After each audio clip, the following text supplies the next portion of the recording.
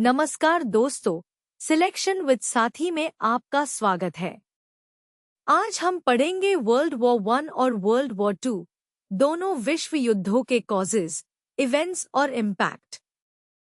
ये topic SSC, railway और UPSC में बहुत इम्पॉर्टेंट है। इंडिया का रोल भी कवर करेंगे, तो ध्यान से सुनिए। पहला टॉपिक, वर्ल्ड वॉर 1 1914 से 1918। इमीडिएट कॉज था आर्चड्यूक फ्रांज फर्डिनेंड की हत्या 21 जून 1914 को साराजेवो में। वो ऑस्ट्रिया हंगरी के एर्दा। उनकी हत्या के बाद यूरोप के अलायंसेस एक्टिवेट हो गए। Allied powers the Britain, France, Russia और अमेरिका 1917 से central powers the Germany, Austria Hungary, Ottoman empire और बुल्गारिया। ट्रेंच वॉरफेयर फेमस हुई। सोल्जर्स खंडाकों में लेड, बहुत कैजुअल्टीज ह्यू।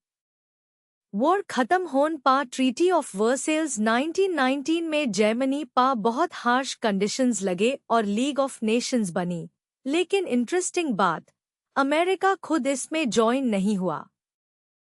दूसरा टॉपिक, वर्ल्ड वॉर 1 का इम्पैक्ट। सबसे बड़ा इम्पैक्ट, 4 एम्पायर्स कोलैप्स हो गए, ऑटोमन, ऑस्ट्रो-हंगेरियन, रशियन और जर्मन। दुनिया का मैप हाई बादल गया। रशिया में 1917 में रेवोल्यूशन आई, ज़ार का पाटन, लेनिन आए, कम्युनिज्म का उदय हुआ, सोवियत यूनियन बना। इंडिया ने भी इम्पोर्टेंट रोल प्ले किया। 13 लाख से ज्यादा इंडियन सोल्जर्स भेजे गए। ब्रिटेन ने सेल्फ गवर्नेंस का वादा किया था लेकिन पूरा नहीं किया। इसके बाद मोंटागु-चेल्मस्फोर्ड रिफॉर्म्स आए 1919 में, गवर्नमेंट ऑफ इंडिया एक्ट 1919, जिसमें डायरकी सिस्टम इंट्रोड्यूस हुआ, लेकिन रिफॉर्म्स बहुत लिमिटेड था। तीसरा टॉपिक, वर्ल्ड वॉर 2 1939 से 1945। कॉजेस क्या थे? ट्रीटी ऑफ वर्सेल्स का ह्यूमिलिएशन, हिटलर का राइज नाजी पार्टी के साथ, और यूरोपियन पावर्स की अपीसमेंट पॉलिसी की फेलियर। 1 सितंबर 1939 को जर्मनी ने पोलैंड पर अटैक किया, ब्रिटेन और फ्रांस ने वो डिक्लेयर किया। 7 दिसंबर 1941 को जापान ने पर्ल हार्बर पर यूएस नवल बेस अटैक किया, इसे अमेरिका वॉर में आया। 6 जून 1944 को डी-डे, नॉर्मैंडी में एलीड फोर्सेस की सबसे बड़ी लैंडिंग। और फाइनली 6 अगस्त 1945 हिरोशिमा पर एटम बॉम्ब लिटिल बॉय, 9 अगस्त को नागासाकी पर फैटमैन। जापान ने सरेंडर किया। ये हिस्ट्री का सबसे डेविस्टेटिंग वॉर था। चौथा टॉपिक, वर्ल्ड वॉर 2 का इम्पैक्ट और इंडिया का रोल। यूनाइटेड नेशंस 24 अक्टूबर 1945 को बना, 51 founding members. Bretton Woods conference से आईएमएफ और वर्ल्ड बैंक बेन। कोल्ड वॉर शुरू हुआ, USA versus USSR. Nuremberg trials में नाजी वॉर क्रिमिनल्स को जज किया गया। डीकॉलोनाइजेशन की वेव आई, एशिया और अफ्रीका में बहुत से देश आज़ाद हुए। इंडिया का रोल, सुभाष चंद्र बोस ने आज़ाद हिंद फौज बनाई, ईना, जापान की मदद से ब्रिटिश इंडिया पर अटैक किया, जय हिंद नारा दिया। फरवरी 1946 में रॉयल इंडियन नेवी मुटीनी हुई बॉम्बे में, इंडियन सेलर्स ने ब्रिटिश के खिलाफ रिवोल्ट किया। ये आज़ादी का एक इम्पॉर्टेंट कैटलिस्ट बना।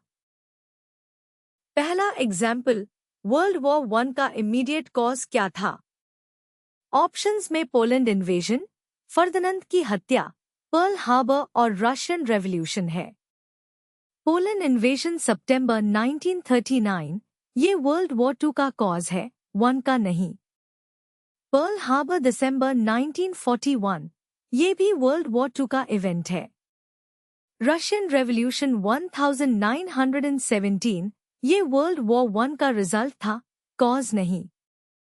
सही आंसर है ऑप्शन बी, आर्चड्यूक फ्रांज फर्दिनांद की हत्या 21 जून 1914 साराजेवो में। दूसरा एग्जाम्पल, हिरोशिमा पर एटम बॉम्ब कब गिरा? ऑप्शंस में 1944 और 1945 के डेट्स हैं। हिरोशिमा पर बॉम्ब 6 अगस्त 1945 को गिरा। बॉम्ब का नाम था लिटिल बॉय।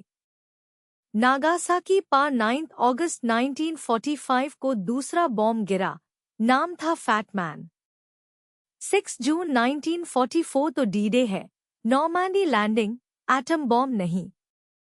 सही आंसर है ऑप्शन सी, 6 अगस्त 1945। याद रखने का ट्रिक, 6 और 9 अगस्त, 3 दिन का गैप, 1945। Quick tips. पहला, वर्ल्ड वॉर 1 का इमीडिएट कॉज फर्दिनांद की हत्या, वर्ल्ड वॉर 2 का पोलैंड इन्वेजन, कंफ्यूज मत करो। दूसरा, atom bombs, little boy Hiroshima 6 August, fat man Nagasaki 9 August, do number 1945, 3 दिन का गैप। तीसरा, सुभाष चंद्र बोस से रिलेटेड सब एक साथ याद करो। आजाद हिंद फौज, जय हिंद, तुम मुझे खून दो मैं तुम्हें आजादी दूंगा। चौथा, treaty of Versailles 1919 world war 1 के बाद, यूएन चार्टर 1945 वर्ल्ड वॉर 2 के बाद। ऐसे और कॉन्सेप्ट वीडियोस के लिए सिलेक्शन विद साथी ऐप डाउनलोड करें। लाइक और सब्सक्राइब करें। धन्यवाद।